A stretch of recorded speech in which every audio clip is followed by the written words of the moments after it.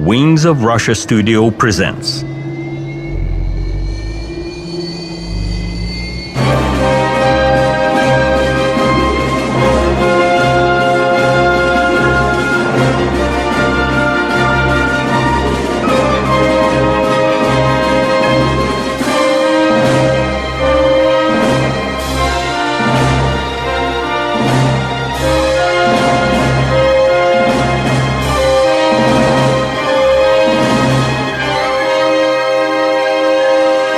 Wings of Russia documentary.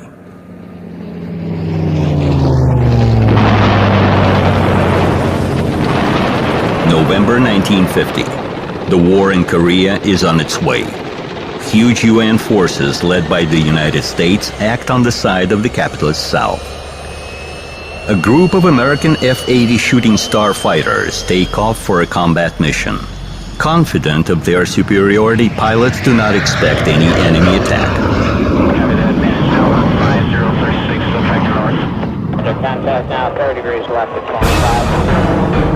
All of a sudden, 3 silvery aircraft appeared in the sky, attacking American fighters at high speed. The MiGs were superior in speed and maneuverability, and they soon shot down one of the shooting stars.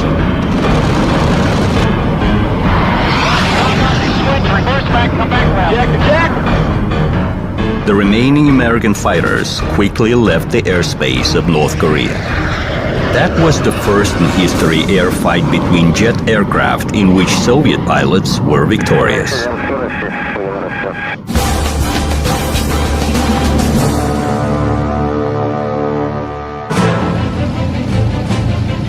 A fighter is designated to have superiority over aircraft of any other class. Maneuverability and efficient armament are among its obligatory qualities. However, speed is one of the most important components of success. In order to reach it, throughout the fighter's entire evolution, designers were installing more powerful engines, updating aerodynamics, introducing different technical innovations. During the Second World War, the maximum speed of serial fighters significantly increased. However, the engine weight was way ahead of the power-to-weight ratio increase. Moreover, the propeller is capable of bringing aircraft only to a certain limited speed. Scientists and designers of the world-leading aviation countries acknowledged this problem almost simultaneously. The way out was found in the creation of a principally new type of engine. The working principle of such engine gave it its name, the jet engine. Here is how the concept was explained in a training film of 1947. Посмотрите, как откатывается пушка при выстреле. Look how the gun barrel recoils after the shot. This blowback feature of the firing arm makes the basis of the jet motion principle. If we take the barrel off the mount and put it on stabilizers, we shall have a primitive flying jet unit. Мы получим простейший летательный аппарат с реактивным двигателем.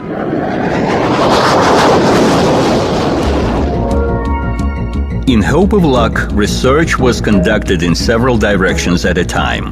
The main of them was with respect to the liquid propellant rocket LPR engines and the turbojet engines. In the LPR, working gases are created in the combustion chamber due to the chemical reaction between fuel and oxidizer available on board the aircraft. In the turbojet engine, air taken from the atmosphere is used in the fuel burning process.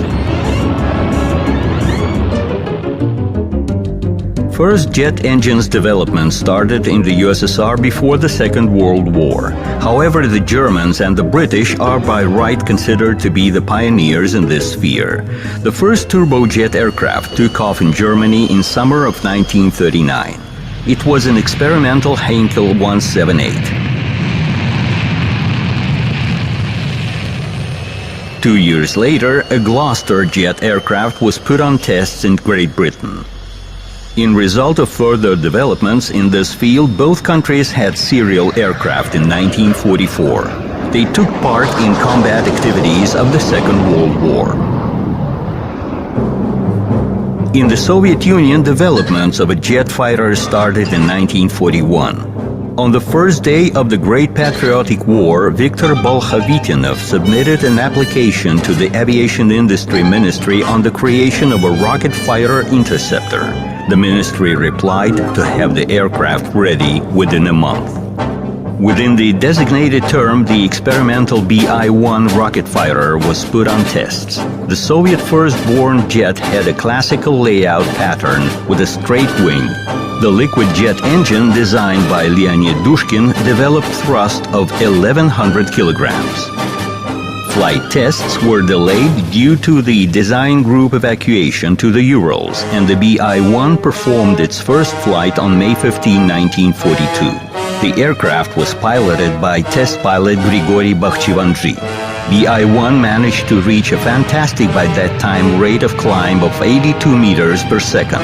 Without waiting for the tests to be completed, the aircraft was decided to be put on serial production. However, tests went on with great difficulties, the main of which were in connection with the liquid jet engine. The nitric acid making part of the fuel was corroding the pipelines and other elements of the aircraft construction. Any leak of this dangerous liquid threatened to turn into a fire or even explosion, and the fuel itself was enough for only 2 minutes of flight.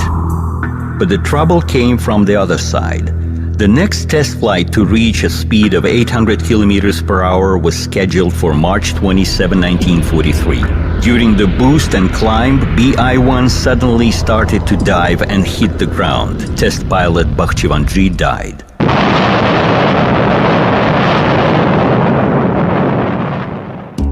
For the first time, scientists came across a new and dangerous phenomena. It became clear that with acceleration, the air starts to act somehow differently, as if an unknown force would not let the aircraft to go through.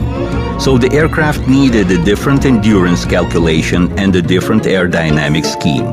However, the wartime requirements did not allow to conduct the relevant research works. Without going into the details of the wreck, the fighter's production was cancelled and the non-completed aircraft were deemed dangerous to fly and destroy. Further works in this direction restarted only in the end of the war. A rocket engine installed on experimental Lavochkin and Yakovlev piston engine fighters was used as a booster, increasing the aircraft's speed by an average of 150 kilometers per hour. An interesting idea was of a motor compressor engine, a combination of a piston and air-breathing power plant. In March 1945, such a combined engine accelerated the Mikoyan I-250 aircraft to a speed of 825 kilometers per hour. However, further works with the fighters with such power plants were deemed to have no prospects. It was clear that the future of aviation belonged to the turbojet engines, however, they were yet to be created. Developments in this direction were conducted in 1937 by designer Arkhip Lulka. However, the war that started soon did not allow to pursue the project. Therefore, some of the trophies taken after the war from Germany by Russian specialists were very useful. Among other things, German jet aircraft turned up in the Soviet Union. Changing crosses to stars, these aircraft first of all underwent detailed tests in the Air Force Research Institute. The main attention was given to Me-262. The government seriously considered an issue of copying this Messerschmitt and producing it in series. However, pilot Kochetkov was nearly killed during tests. The problem was the same as with BI-1, dragging into dive at high speeds. This was not the first accident with Me-262. The Germans faced this phenomenon several times. Finally, it was decided to design our own fighters, but with the German engines. They were of two types, Junkers UMO 004 and BMW 003.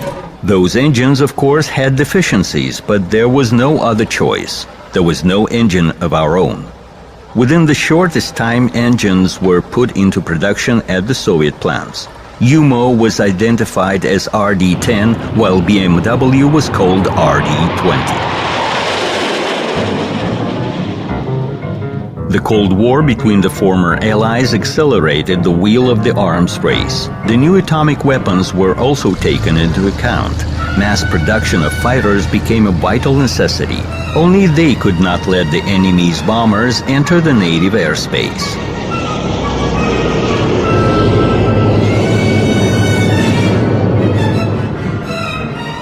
Creation of a jet fighter was so important for the Soviet Union that the country's leadership assigned several design bureaus to this task. Design teams of Yakovlev, Mikoyan, Lavochkin, and Sukhoi were put to work. Jet aircraft tests were scheduled for the first half of 1946. The terms were very tough. Under such circumstances, Yakovlev decided to save on the new framework development. Here is how he voiced his concept.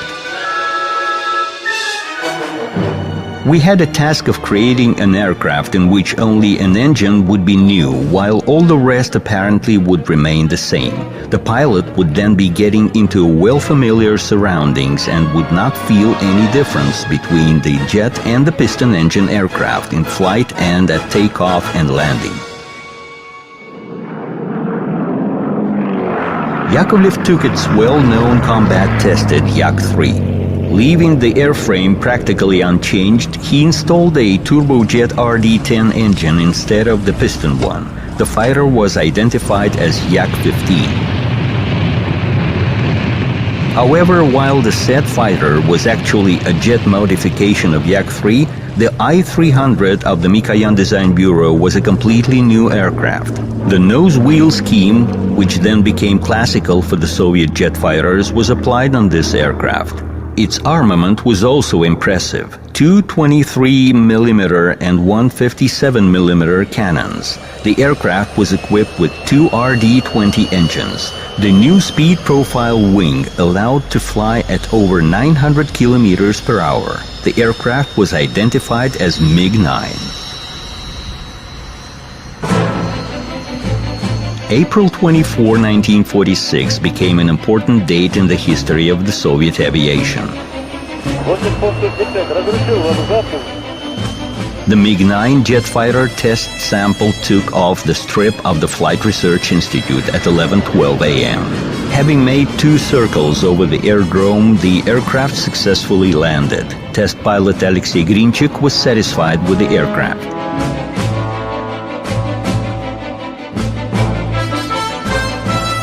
Within about a couple of hours, the jet engine roar was again heard over the aerodrome. Yak-15 took off at 1:56 p.m. The aircraft was piloted by test pilot Mikhail Ivanov of the Yakovlev Design Bureau. These aircraft were publicly shown in the same year at the traditional air parade in Tushino. On the next day, Stalin ordered to have 10 or 15 jet aircraft manufactured for the November parade at the Red Square. The leader's order was carried out with no delay. Within just a month and a half, in the beginning of October 1946, the first serial MiG-9 and Yak-15 started to arrive at airfields where they were put together and flown. By that time, in addition to the said aircraft, the first La-150 jet fighters arrived. They were supposed to be shown at the air parade as well. All was ready by November 7, but the new Soviet jet aircraft show did not take place due to bad weather. In spring 1947, MiG-9 and Yak-15 passed the state tests and started their service. The two-engine Su-9 and Su-11 of Pavel Sukhoi were also ready by that time. For the first time in the USSR, these aircraft were equipped with powder-started boosters, a drag chute, and the hydraulic actuators. The aircraft also had air brakes and an ejection seat. However, the Sukhoi and Lavochkin aircraft remained experimental. Air Force considered Mikoyan and Yakovlev fighters to be enough. Moreover, Yakovlev, having updated Yak-15, made its modification, Yak-17, differing from its predecessor by the nose wheel. This aircraft became the first Soviet jet aircraft supplied on export. Very soon, jet fighters started to oust their piston engine colleagues.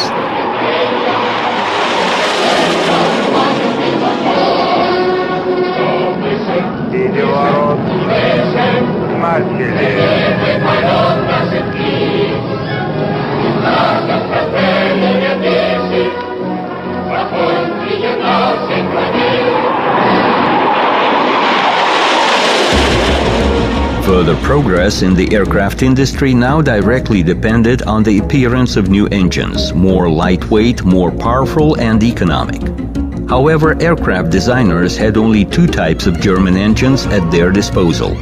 And although the experimental Su-11 was equipped with the native TR-1 engines developed by Archiplulka, they were very far from perfection. There was no time to wait until the native engines would reach the required characteristics, so Stalin was proposed to buy engines from the British. What fool would be selling its secrets? Asked the leader in surprise. Nevertheless, in autumn of 1946, a delegation including Artyom Mikoyan and engines designer Vladimir Klimov went to England. The situation was peculiar for the fact that in spring of the same year, Winston Churchill delivered his famous speech in Fulton, giving the start to the Cold War against the Soviet Union. Surprisingly, but money once again turned to be beyond politics. The delegation bought not only 60 Rolls-Royce ready-made engines, but also the license for their manufacture in the USSR. This event made a great impact on the development of the jet aviation in the Soviet Union. Of course, with such engines available, the Soviet designers hurried to implement their capabilities. That's how the new Yakovlev fighter appeared. The aircraft successfully passed the state tests showing the maximum speed of 930 kilometers per hour. The aircraft was put on service in 1949 as Yak-23.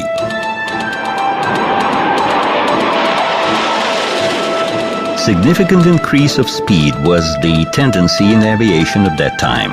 A powerful jet engine assisted to such achievement, but did not solve all the problems. Increase of speed and phenomena related to that demanded radical reassessment of the flight aerodynamics and urged the scientists to resolve a number of complex tasks. Increase of the aircraft speed increases the air drag.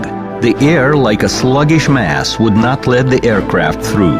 One of the ways of decreasing the air drag is the application of the high-speed profiles and the swept wing form. Developments of the German scientists laid the basis for such works in both the Soviet Union and abroad.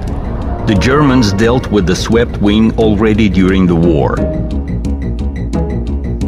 In the Soviet Union, such wing appeared first time in 1947 on La-160 prototype fighter. Its sweep angle reached 35 degrees. But the swept wing has not only positive features. The airflow at such a wing is both lateral and longitudinal. This results in a shock stall in the end of the wing, which diminishes the longitudinal stability of the aircraft. An innovation, the boundary layer fans, was used on La-160. They were installed on the upper surface of the wing to keep the air from flowing along the wing. Aerodynamic tests showed that this innovation was very efficient. Subsequently, aerodynamic fences were applied on many types of Soviet jet aircraft. Boundary layer fences were installed on the new Mikoyan I-310 fighter. On December 30, 1947, test pilot Viktor Yuganov took it into the air for the first time. Tests showed that the aircraft possessed outstanding flight characteristics. It reached the speed of 1,050 kilometers per hour and had a powerful armament, 137mm and 223mm cannons. The cannons were mounted on a special pod and could easily be lowered with a hoist for servicing and recharge. The fighter had an ejection seat. Air brakes were installed in the rear part of the fuselage to enhance maneuverability. In 1948, the aircraft was put in service as MiG-15.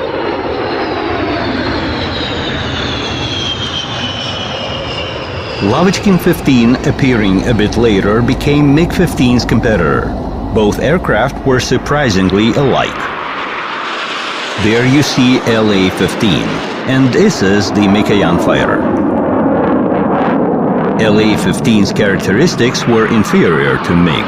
It had less powerful armament, and the narrow wheel track made the takeoff and landing at a heavy side wind more complicated. That's why MiG-15 became the mass serial-produced fighter. Starting from the 1950s, MiG-15 was substituted by MiG-15 bis. This modification got a new VK-1 engine with a thrust increased up to 2,700 kilograms designed by Vladimir Klimov. The space of air brakes was enlarged. All this allowed to improve the flight characteristics of the aircraft. Production of the UTI MiG-15 trainer started the same year. This two-seater dual-control aircraft became very popular among trainees and instructors. The flight crews tenderly called this aircraft a granny or a mummy.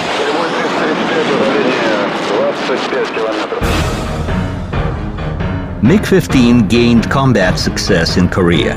In 1950, when a military conflict ran high on the Korea Peninsula, the USSR and China came to help the northern communist Korea. Soviet aircraft units equipped with MiG-15 were covertly sent to Korea. The United States and their allies acted on the side of the southern Korea. The US aircraft group was huge both in terms of quantity and types of aircraft. Appearance of the Soviet jet fighters was an unpleasant surprise for the Americans. Right from the start, the Soviet MiGs demonstrated significant superiority not only over the piston engine Mustangs, but over the Shooting Star and Thunderjet fighters.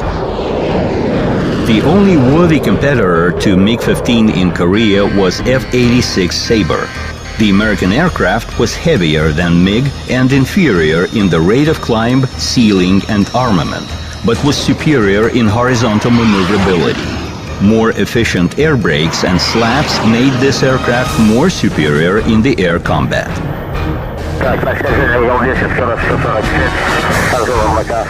F-86 was significantly superior than MiG in terms of onboard equipment. Take just the aiming device with the ranging radar. Besides, the Sabre pilots flew in special garments, enabling them to overcome the G-factor in the air combat. However, the MiG-15 appearance in Korea significantly changed the balance of forces.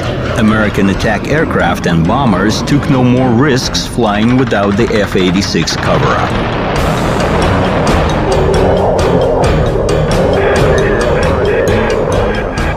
The most memorable was the air battle of October 23, 1951, which the Americans called the Black Tuesday. 10 American B-29 bombers were shot down by MiGs in that battle.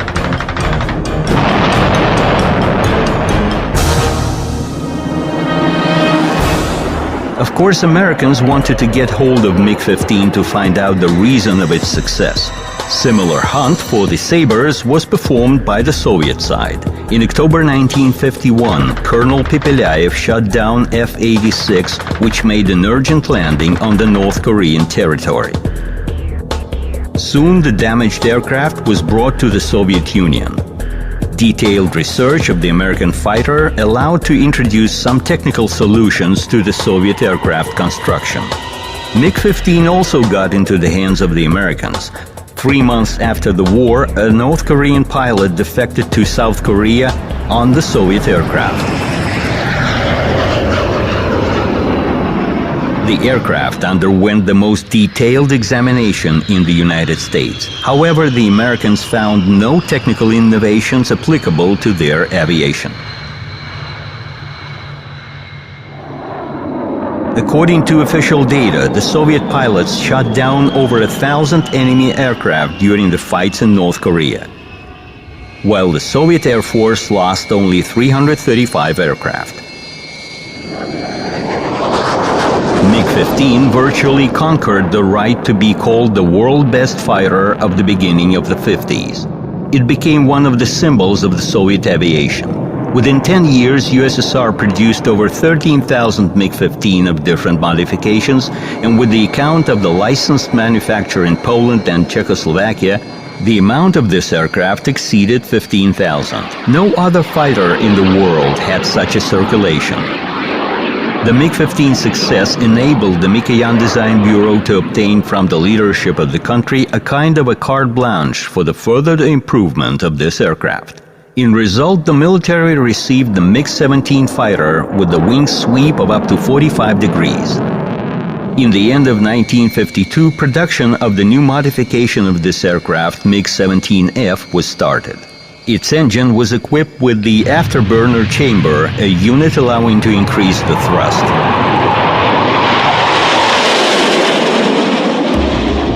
Within the general tendency of the speed increase in aviation, the fighters were the first to approach the speed of sound. The jet engine allowed to come very close to it, but so far it was not possible to pass it over. The drag increased drastically at such speed. There were even doubts of whether a supersonic aircraft could be produced. Americans were the first to go over the sound barrier. This record belongs to test pilot Chuck Yeager, who in 1947 passed over the speed of sound on the X-1 experimental aircraft.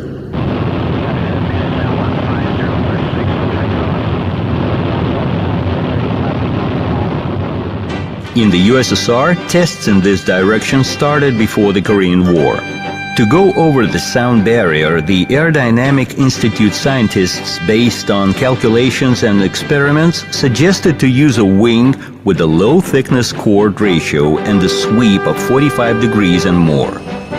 The first Soviet aircraft to reach the speed of sound was Lavochkin Aircraft 176. In 1948, Oleg Sokolovsky accelerated this aircraft to a speed of 1,105 kilometers per hour, which was slightly over the speed of sound, or as aerodynamics say, was slightly over Mach 1. In those years, the aviation science and aerodynamics, in the first place, were on an uprise. The new solutions proposed by scientists were tested on the more and more new experimental aircraft. In 1952, Georgy Sidov put into the air a new SM-2 fighter of the Mikoyan Design Bureau. The aircraft was meant as supersonic, however, the insufficient thrust did not allow it to overcome right away the sound barrier in the horizontal flight. This became possible only with the installation of the new RD-9B engines with the afterburner. The maximum speed reached 1,450 kilometers per hour, which was by 100 kilometers per hour more than on the first American supersonic fighter F-100 Super Sabre. In 1955, the fighter was put in production under the identification of MiG-19. Transition to supersonic speed required new constructional solutions. Traditional elevator was no more efficient at supersonic speed, so MiG-19 was equipped with an all-moving tailplane. The fighter became more maneuverable and easier to control. With such an update, it was renamed into MiG-19S. The task of creating a high-speed maneuverable aircraft capable of combating at short range from the aerodrome was resolved. But for the fighters of the 50s, more important was another task: to cover bombers on their way to the target and back. Bombers carrying nuclear weapons represented an important argument in the world politics. But in terms of range, fighters were way more inferior than bombers. It appeared that the escort would cover bombers only in the first, less dangerous part of the route, leaving the bombers alone over the enemy's territory full of all means of air defense. Supplementary fuel tanks did not fully resolve the problem. Research was started both in the USSR and in the United States. Americans, for example, tried to suspend a mini-fighter under the bomber, which was supposed to detach if needed from the carrier and cover it.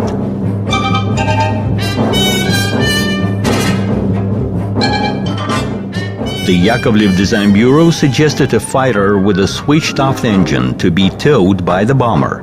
Such system was called the hobblers. You see the rare archive shots of the system tests.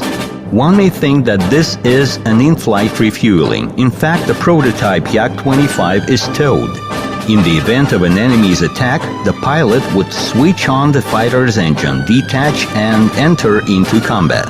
Thereafter, it would hook up back to the bomber and fly on. Most of the projects of this kind on both sides of the Cold War front, due to various reasons, did not find continuation. However, the search for the solution went on. In 1953, the Flight Research Institute conducted the in-flight refueling tests. The MiG-15 BIS fighter was performing a hookup to the hose probe of the tanker. The tanker was a refurbished Tu-4 bomber. There were also tests with the MiG-19 in-flight wing-to-wing refueling. All such tests at that time did not go beyond an experiment. However, many years thereafter, the fighter's in-flight refueling became a norm. Another direction of the fighter's development was the creation of an aircraft requiring a short takeoff strip or even no aerodrome at all. The explanation was simple. Dimensions, speed, and takeoff weight were growing. Airfields were becoming wider and longer accordingly, thus becoming a more and more vulnerable target for the potential enemy. An ejection takeoff appeared as an alternative. An aerodrome is a costly construction and they cannot be built everywhere in the country, while the system allowing to live without them seemed to have many advantages. Just imagine a fighter ejecting from a forest like a genie from a bottle, attacking the astonished enemy.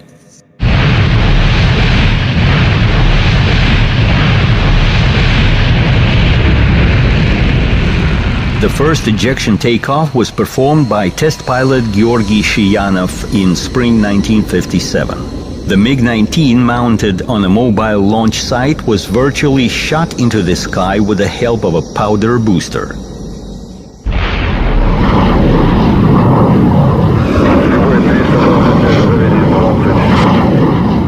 After the test, the system was shown to Defense Minister Zhukov, but the Marshal replied skeptically, "Now you only need to create a system of landing without the aerodrome." It appeared that after the mission, the fighter would have nowhere to go. If in the wartime it was possible to lose the aircraft, in the time of peace, such system appeared to be too costly. The project was closed. Americans also conducted similar works and found them non-prospective.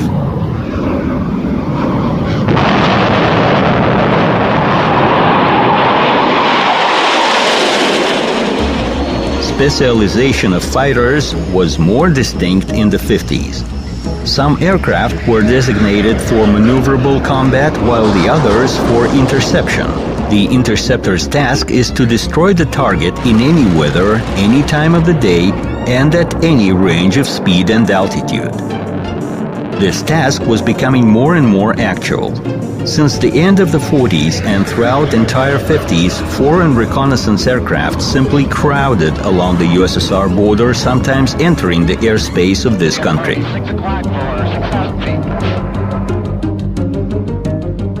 Development of interceptors was performed by the Lavochkin and Mikoyan design bureaus. Soon, prototype aircraft I-320 and LA-200 started to fly and even passed the tests. However, they did not go into production due to absence of a reliable radar, without which the aircraft was no more an interceptor.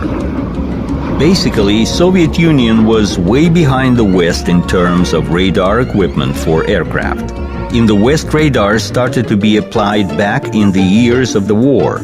The local radar station for fighters was made only in 1950, but still it was so unreliable that it was practically not used.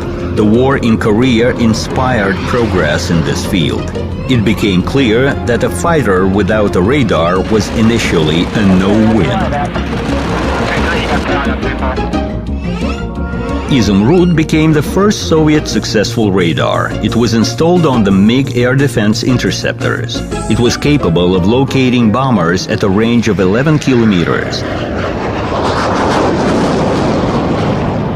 Subsequently, the modernized Izumrud was installed on a supersonic MiG-19P. In the beginning of the 50s, the Yakovlev Design Bureau came up with the initiative of making a barrage interceptor capable of performing long-term patrolling at a long distance from the airdrome. The Mikulin's AM-5 small-size engines with good thrust were best for such an interceptor. To extend the flight range, they were installed under the wing, which enabled to locate more fuel in the fuselage. A bicycle landing gear became a characteristic feature of this aircraft, allowing to reduce its dimensions and save on the construction weight. This interceptor could stay over 3 hours in the air, while the new Sokol radar was detecting targets at a distance of up to 30 kilometers. It was an excellent result for that time. The serial version was indicated as Yak-25. The same identification had the Yakovlev's prototype straight-wing fighter. Now it had an interceptor namesake, another Yak-25. In 1955, interceptors started to join the army. Pilots liked the aircraft a lot. It was pleasant to fly and had excellent takeoff and landing characteristics. As the pilots joked, the self-drive and self-land. In the first half of the 50s, progress of the Soviet scientists and designers in the field of aerodynamics and engine construction allowed to approach a double speed of sound. Such flight conditions dictated new aircraft layout. The most perspective was the delta wing. As compared to the swept wing, it had a more rigid construction, which is no less important at high speed. Besides, such wing could carry more fuel. In 1953, the Mikoyan Design Bureau started production of the light frontline fighter. Having no experience of the delta wing utilization, the Mikoyan Design Bureau decided to use the well-proven chess combination E2-E4. E2 was the index of the swept wing fighter, while E4 was the index of the delta wing fighter. The comparative tests showed advantages of E4. It was clear that the new fighter will have a delta wing. Aircraft systems and construction updates started. The air intake lip became sharper and the cone inside of it became extensible. Specifically for the Mikoyan aircraft, a new ejection system was tested. It had a unique design. During ejection, the canopy and the seat served as a kind of a capsule covering the pilot from the ram air, and then it automatically separated from the seat. In 1957, the aircraft was issued in a limited edition of 10 pieces under the name of MiG-21. Very soon, different modifications of this fighter became familiar to the whole world. The potential of this aircraft enabled it to stay in service in many countries until the 21st century. However, the path of this outstanding aircraft could have terminated at the very beginning. Su-7, a swept-wing fighter built by the Sukhoi Design Bureau, became the MiG-21 competitor. In 1956, for the first time in the Soviet Union, this aircraft exceeded the speed of sound twofold. The Sukhoi fighter was also superior in altitude. The future of the Mikoyan aircraft became doubtful.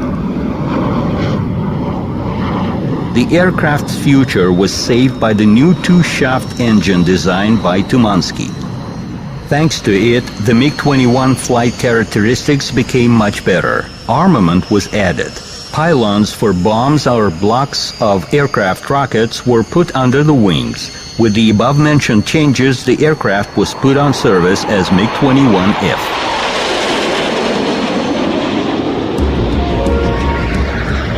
Quick progress in the jet era could not but touch upon the fighter's armament.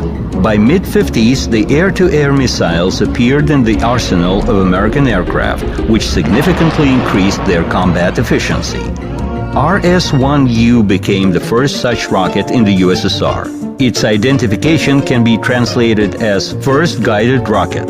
It was targeted upon a radio beam from the fighter's onboard radar and had a range of 3 kilometers. In 1956, MiG-17 interceptors were armed with a new armament. Next modification of this missile had twice longer range, and they were put on supersonic MiG-19 PM. Of course, the first missiles were far from perfect. Their application was like shooting in a rifle range. Missile could hit only non-maneuvering air targets. An unbelievable event gave an impact to the development of the rocket armament of the Soviet fighters. In autumn of 1958, in the course of combat activities between aviations of China and Taiwan, an American Sidewinder missile fired from a Taiwanese Sabre was stuck in the Chinese MiG-17 and did not explode. MiG-17 managed to land with such an American splinter. Soviet experts hurried to friendly China. Research showed that the Americans managed to create a lightweight, compact, and easy-to-operate air-to-air missile. The infrared homing head could easily hook up to the tail of the aircraft under attack, and the missile would catch up with it despite the pilot's maneuvering. The USSR decided to copy this Sidewinder. The homing head was copied as is, while the payload was decided to be made more powerful. The Soviet version of the missile was called K-13, and it became part of the new MiG-21 modification armament. The fighter was identified as MiG-21F-13. MiG-21PF became the next large series modification. Its main peculiarity was that the new radar enabling it to perform under heavy meteorological conditions and at night. Soon the MiG-21PFM was put into production.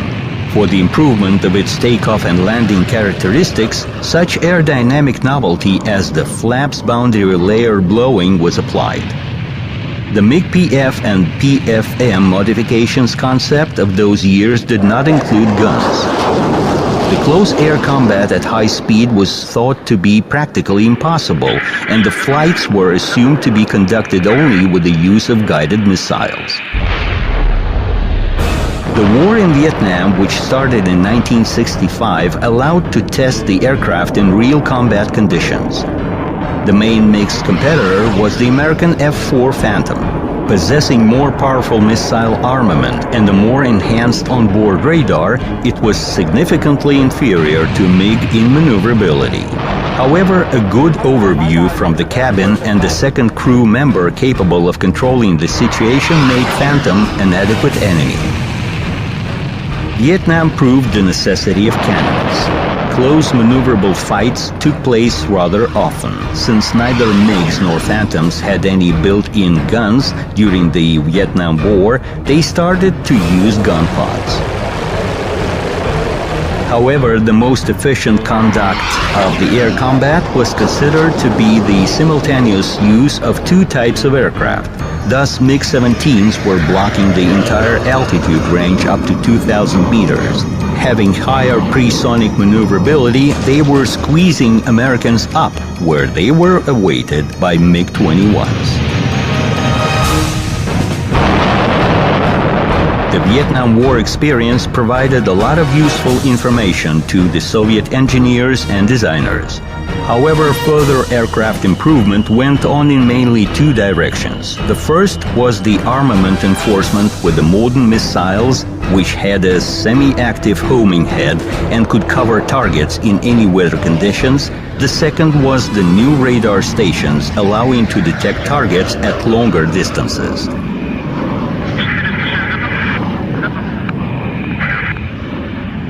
In the mid-60s, MiG-21 became the main combat aircraft not only in the Soviet Union but in many socialist countries. Therefore, a dual-control version of this aircraft, MiG-21U, was created for the purpose of training. Many generations of cadets and pilots mastered their flight skills on this aircraft. The system of automatic flight parameters registration was for the first time applied on this dual-control aircraft. It was then implemented on combat aircraft. This system became a kind of the black boxes prototype mentioned in any report of air accidents. The MiG-21 fighter's family holds a lot of world records. In 1961, 16 days after the Gagarin's flight into space, pilot Georgy Masalov reached an indeed a cosmic height of 34 kilometers 714 meters. This became possible thanks to installation of an additional liquid booster of MiG-21F. This absolute world record outlasted 12 years. Without doubt, MiG-21 is one of the world's most known fighters. As to the number of modifications, which is 30, it has no match. It was put on service in 49 countries of the world and still serves in some of them.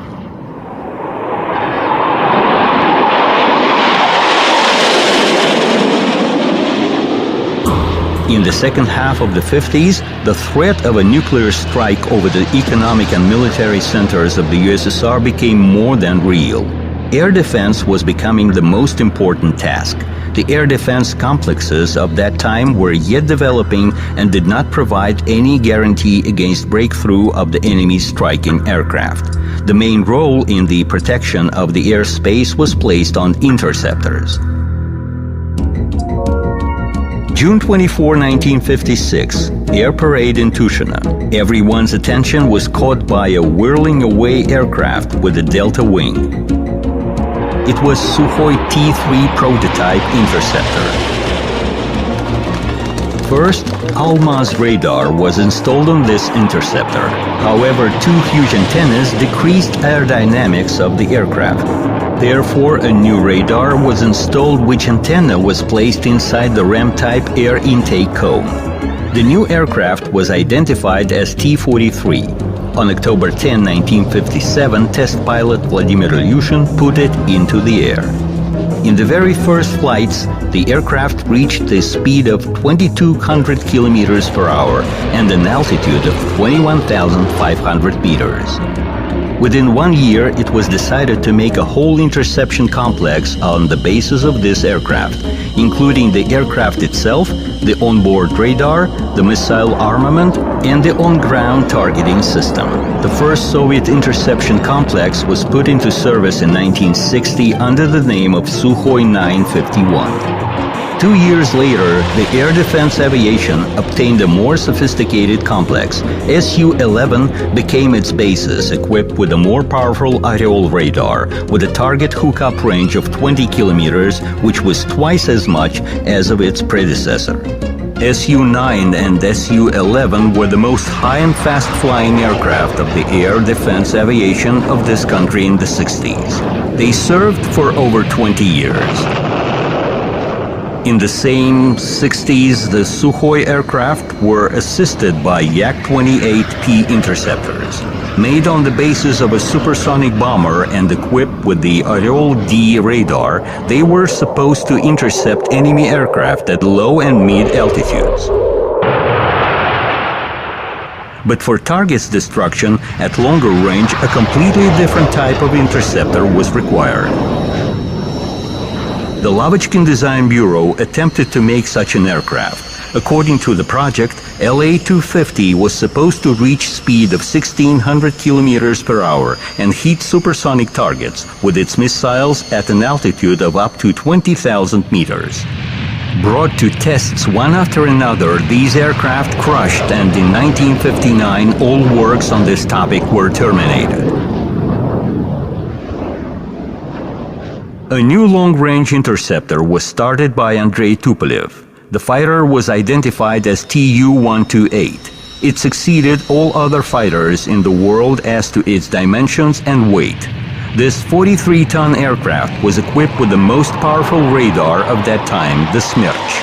It located targets at a distance of 50 kilometers. R-4 missiles of half a ton each could destroy targets not only at catch-up but also at reciprocal courses. The reciprocal course attack was for the first time performed in the USSR. In 1965, Tu-128 was accepted for service. In the NATO classification, it was called the Fiddler. It was indeed the first violin of the air defense aviation.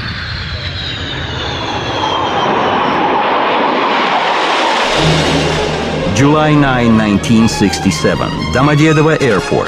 The aviation fest was on its way. Hundreds of aircraft, thousands of parachute jumpers, aerobatics by serial aircraft. The best samples of the jet-era aviation fascinated by their strength. There were the supersonic Su-9 and Su-11, the Yak-28P interceptors. Tu-128 trios effectively passed over the audience. Soviet designers watched their birds fly. Everyone is carried away by the group aerobatics on MiG-21. Spectators admire the flights and wait for something special. New developments should be shown on the 50th anniversary of the revolution, and they lived up to their expectations. The supersonic fighter will be called MiG-23. Its wing changes its sweep right in the air.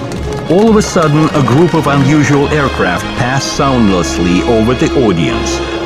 This was MiG-25. It will become known as the fastest and the most high-flying combat aircraft in the world. Only 20 years passed since the creation of the jet engine, and so many aircraft have been made. Their image has changed drastically. Look at the speed and altitude at which they fly. But still, this is only a beginning. New aircraft, new speeds and altitudes and new capabilities are ahead. Struggle goes on in the sky. The struggle for superiority.